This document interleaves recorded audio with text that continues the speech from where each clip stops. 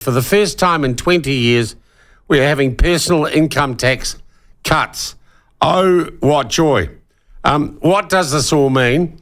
We're not going to do what the Post did on page 2 and tell you everything you need to know about that.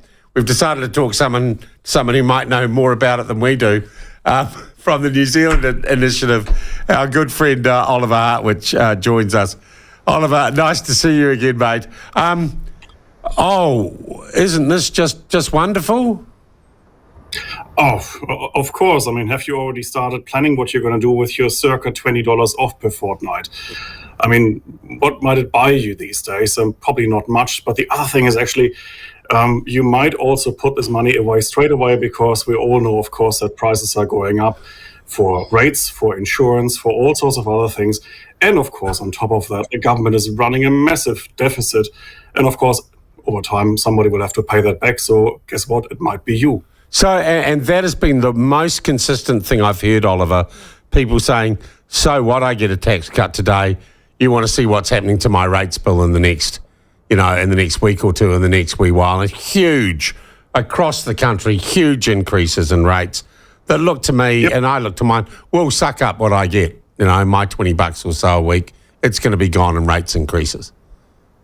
Yep, that's right. And if you're looking around the country, we have double-digit increases in rates right across the country, up to 16, 17%. And you know what? That on its own would be bad enough. But when I see what councils are actually doing with all of that money, I mean, you just have to walk around Wellington. We know about our water problems. We know that they need fixing. And instead, what we're getting are traffic management issues, Thornton Key, that roadworks from hell that I never quite understand what they're doing, cost us $55 million, and they will have to rip it up again because there are pipes underneath they still have to fix.